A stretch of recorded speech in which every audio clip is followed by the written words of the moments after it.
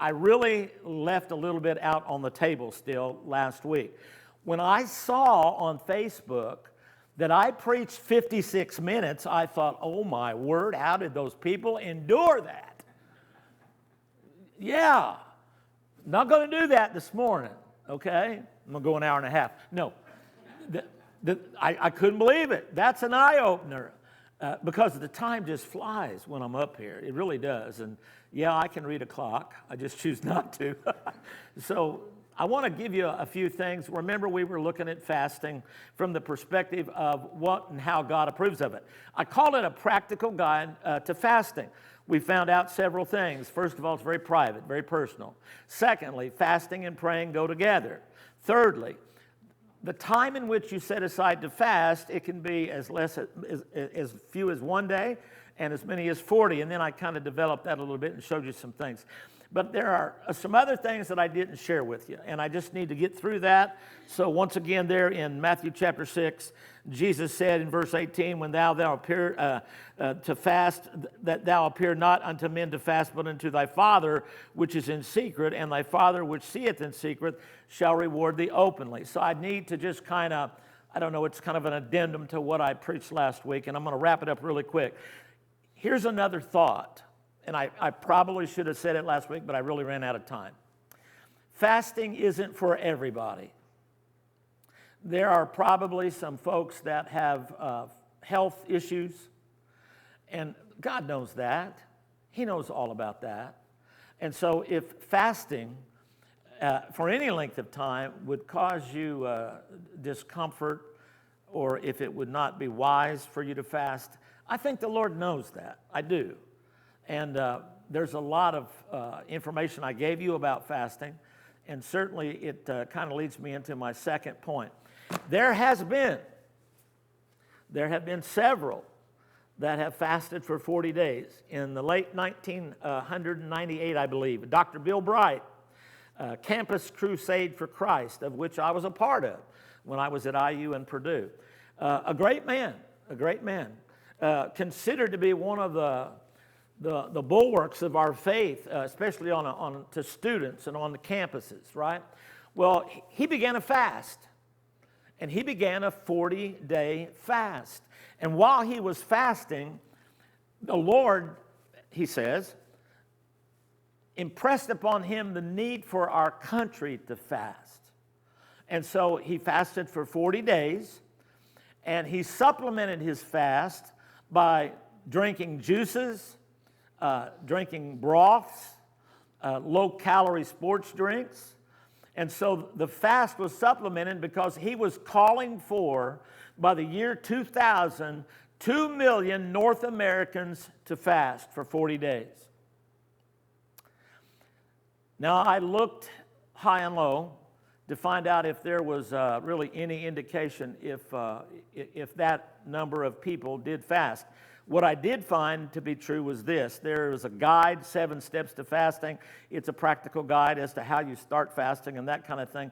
But it reminded me that there are other things that you can do to tweak fasting. Now, there are groups that will always, for some reason or another, they're not going to be real happy with it. One group, it was Promise Keepers actually, they didn't like the idea of the fast for 40 days because it was made public. Now, I just read you something, didn't I? My practical guide to biblical fasting was biblical fasting. And what is that? And once again, Jesus said, if you're going to do this, you do it in secret, privately, and the Father that sees in secret will reward you openly. So there were those that said, God's not going to honor that because you made it public. But the fact of the matter is, he did fast for 40 days. He ate no solid food, but he drank juices, and like I said, he drank chicken broth and other kinds of broth and sports drinks, which leads me into this final point. There is such a thing as a partial fast. But I don't think, when I looked at it practically, I don't think Jesus had a juicer in the wilderness. Okay? I don't believe there was a blender up on Mount Sinai.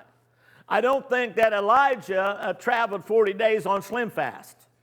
So my point is, I do think that there are partial fasts in the Bible. Daniel chapter 10, Daniel fasted partially. If you look in Daniel chapter 1, both Daniel, Meshach, Shadrach, and Abednego, they would not touch the king's meat. So there was a partial fast. And in Daniel chapter 10, verse 3, we get a little bit of a glimpse as to what that fast looked like. He wanted it to be known that he could eat a diet that was both kosher and a diet that honored God, and not eat the king's meat that was offered to the king's servants. And at the end of X amount of days, that he would be and his folks would be just as strong, if not stronger, than those that ate the king's meat. So, there is such a thing as a partial fast, a combination of liquids with no solid food. So that's something for you to seek the Lord about. I think that once again, it's a heart issue more than anything. If the fast becomes the focus, then you've lost your fast. You cease to recognize that there's much more to be accomplished. If you set out to fast for 3 days, then fast for 3 days. If you set out to fast for 7, fast for 7. But I'm going to tell you, when I look at the Bible, most of the fasts that I see started on one day and ended on 7, 21, 40. They kind of rolled one day into the next. And all of a sudden, it wasn't about food. It wasn't about not eating solid food. It was about seeking the Lord. Now, I'll probably just introduce the subject because it's really kind of a touchy subject anyway. Would you rather have Jesus more than silver or gold? Apparently, the Pharisees wouldn't. The scribes wouldn't. There's two thoughts in these next few verses. The first thought is, how do we handle wealth? Now, I don't know if you realize it or not, but if you live in America, by the standards that the world sets, we're wealthy. Most of the world goes to bed hungry. I didn't. And I'm not trying to shame us. I'm trying to help us to recognize something about wealth. And so he begins to talk to the Pharisees specifically, and if he hasn't done enough already, the key verse in understanding is verse 20 of chapter 5. Unless your righteousness exceeds the righteousness of the scribes and the Pharisees, you don't even make a case for heaven. So that's the key verse for the Sermon on the Mount. But there's a key verse in this next section when we refer to wealth and luxury and the things that we enjoy. I'll explain it in a minute. Verse 19, chapter 6 of the book of Matthew. Lay not up for yourselves treasures upon earth, where moth and rust doth corrupt, and where thieves break through and steal. But lay up for yourselves treasures in heaven, where neither moth nor rust doth corrupt, and where thieves do not break through nor steal. For where your treasure is, that's the key to understanding this next section and probably every other section therein. For where, now pay attention, verse 21, for where your treasure is, there will your heart be also. The light of the body is the eye. If therefore thine eye be single, thy whole body shall be full of light. But if thine eye be evil, thy whole body shall be full of darkness. If therefore the light that is in thee be darkness, how great is that darkness? I believe it was last week in Bible study. Now, she'll give you the exact quote. But I think Miss Allison said something to this effect last week in Bible study. She said something to the effect that if you really want to know where a man's heart is, check his checkbook out. You remember that? Remember saying that? No. She said that, okay?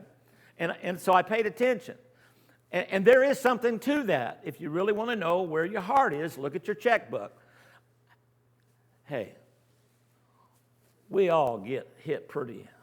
We used to go for $25 for the whole week. Well, you must be ancient, Brother Mark. Well, I'm old enough. We can't get out of Walmart for anything less than $100. And sometimes it's 200, 225, and it's just me and her and the dog. And the dog does take priority. So what I'm saying is there's a difference between necessity. He's going to talk about that. But he addresses this idea of luxury, and he addresses this idea of wealth. And the secret verse, if it's a secret verse, I don't know that it's secret, but the most prominent verse is there in verse 21. Where your treasure is, there will your heart be also. Hey, the other night I took a bunch of stuff. You'll appreciate this, Steve. I got my boat back from our son, and so I wanted to take the kids out fishing on Easter weekend. So I had a bunch of my tackle in the guardhouse, and I was going through it, and I was sorting through it, and I had box after box, and I mean, shallow diving crankbaits and deep diving crankbaits and lipless crankbaits, and you don't have a clue what I'm talking about. And I began to divide these all up into boxes. I noticed in my nitro, I have capacity for 24 plain old boxes. I think right now I'm at 21. And as I'm putting all this stuff together, I got a young man next to me, and he brings his fishing stuff in a paper sack. And his old mouth is watering, and he's looking over at me, and I said, hey, wait a minute now. I need to explain something to you about this. I'm not fish poor. I mean, I got some tackle, that's for sure. Now, compared to a bass fisherman, a professional, I'm probably way down on the totem pole. But this was an accumulation of 50 years. I didn't just go out to Walmart or Academy and buy all this stuff, okay? And so I found on the road, I found a plain old tackle box, and it had chatterbaits and shaky heads and all kinds of stuff, and I gave it to him. You'd have thought I gave him the Taj Mahal of bass fishing. What I'm saying is, when we look at perspective and we look at each other, there are the haves and the have-nots. The reason that socialism doesn't work is because in a free society, there is something that is in the heart of man. And I'm going to give you a little hint at what that is. I'm going to give you, and I'm not an economist, I'm going to give you why we have inflation. One word. Greed. Greed. You want to know why you're paying more at the pump and why interest rates are going up? It's because of greed. In a free society, man will always try to have more than his neighbor. We are an accumulation of things. There's not a thing wrong with things. Somebody has said that we possess things, things should not possess us. I just got through telling you, I got a nitro bass boat.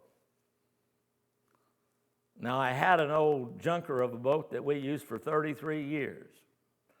But one day, I got a brand new nitro bass boat. You want to see it? I'm proud of that thing. I'm glad I got it. But I'm going to tell you right now, newsflash, it's not my stuff. It's not. I told you that when we were looking at that section about lending and borrowing, I was having a little bit of a problem. There's a few things I don't lend out. I'll tell you right up front, one of them is my boat. Now, Lord's going to have to work with me if you want to borrow my boat. I'll probably go with you. The other one is trailers. I don't loan out trailers too often. Now, if you want to borrow mine, I'll go with you. What I'm saying is we have this accumulation of things, and we all have our little treasure, don't we? Something that we like. How is it that the Pharisees could take something that we understand, I believe we do, that we're not to search or to seek those things that will never satisfy the soul? In fact, Jesus said, what would it profit you if you could gain the whole world, but you lost your own soul? Well, I got one, I'm not going to add to the word, but I'm going to tell you, it's likened unto that. What would it profit you if you gained the whole world and you lost your family? It wouldn't profit you at all. So Jesus is talking to a group of people that for some reason, and I'm going to try to share that with you, why they felt that they needed to be wealthy, because it was once again a stamp of approval of God's blessing. I don't know about you, but I hear from the world and different people sometimes, I hear this, well, I'm really blessed. I'll hear that from a lost man. And I'm grateful that people are grateful. I'm thankful that at least there's some kind of gratitude, that they acknowledge that God is over something. But the fact of the matter is, to be blessed means that God has put his stamp of approval upon your life. Some people just come in on the coattails of us, we, the believer. And so when I'm looking at what Jesus is trying to do, he's trying to change the climate, the way that they listen, the way that they respond. He's already taken on their religious system, and he's debunked that. He said, you want to give, give. You want to pray, pray. You want to fast, fast. But don't do it to be seen of men. Where am I going? I'm going, I think it's 2 Samuel, 1 Samuel chapter 16, verse 7. Men look on the outward appearance. You can't help it. But God looks at the heart. So if you really want a lesson on how and why we accumulate things and what is God's standard, what does he approve of and what he doesn't approve of, I'm about to share it with you. Now, where I'm going to go is kind of an uncanny place. 1 Samuel chapter 2. And I'm just introducing the subject matter this morning, so I'm not really held to my notes as such. 1 Samuel chapter 2. There was a prophet by the name of Eli, and he had two sons, Phinehas and Hophni. And the Bible says about those two sons in verse number 12, now the sons of Eli were the sons of Belial. They knew not the Lord. That ought to make you sit up, lean in, and listen. Because right away, we find something out about these sons of this particular priest, actually. They knew not God. They didn't know the Lord. And so there's a description here of how they treated the things of God. And once again, I want you to look past the obvious and see what's not quite so obvious. Greed. Greed. The Bible says, and the priest's custom with the people was that when any man offered sacrifice, the priest's servant came, and the flesh was in the seething with a flesh hook of 3 teeth in his hand. He struck it into the pan or the kettle or the cauldron or the pot, and all the flesh hook brought up, the priest took for himself. So they did in Shiloh unto the Israelites that came thither. In other words, there was a portion of the sacrifice that they offered to God. That was the priests. Well, here's what Hophni and Phinehas were doing. I'll read it, and then I'll try to explain it to you. So before they burnt the fat, the priest's servant came and said to the man that sacrificed, give flesh to the roast for the priest, for he will not have sodden flesh of thee, but raw. In other words, these guys came, and it wasn't enough to get what was due them. They wanted to be the ones that looked the sacrifice over, and they would choose from the raw meat what they wanted. They took that which was God's, and rather than taking what was to be set aside for the priest, they said, no, we're not going to do it that way. We're going to get the prime choice USDA. We're going to get the cut that we want. So they began to do that. And if any man said unto him, let not fail to burn the fat presently, and then take as much as thy soul desireth, then he would answer him, nay, but thou shalt give it to me now, and if not, I will take it by force. That's a bad way to go. That's a bad way to go. Wherefore the sin of the young men was very great before the Lord, for men abhorred the offering of the Lord. Now I'm going to just paraphrase the rest of this, but the idea here is that there was a man, in verse 27, a man of God. I don't know who it was. And you don't either. Nobody does. He shows up in several places. And all that we know about him is that he's a man of God. And he shows up on Eli's front porch. And he says, look, you know what these guys are doing. You know what your sons are doing. And yet you would let them do that, and you would, I think he calls it, you would kick at the sacrifice. You kick at the sacrifice. You kick at that which is offered to God. I got some good news and some bad news. The good news was your name will never die. And your young men will grow old. And your name will forever be connected with the house of the Lord and with the Lord himself. Bad news is, not anymore. You'll not have any men that live to be old. In fact, your sons are going to die together. Now that's tough. That's tough. For greed's sake, these men rob God. Don't read into that. I'm not trying to teach or preach a message on tithing at this moment. I'm trying to say that greed in anybody is ugly, whether it's in a politician, a preacher, and by the way, this was somebody that ministered unto the people of God, and he caused the people, I can't imagine it, but these two young bucks, they sat outside the congregation and they picked women to lay with and caused the people to transgress.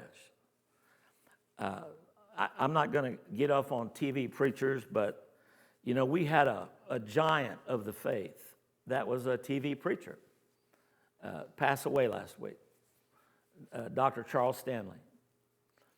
You know, when Billy Graham died, the one thing that everyone, even the world, agreed that this man was honest.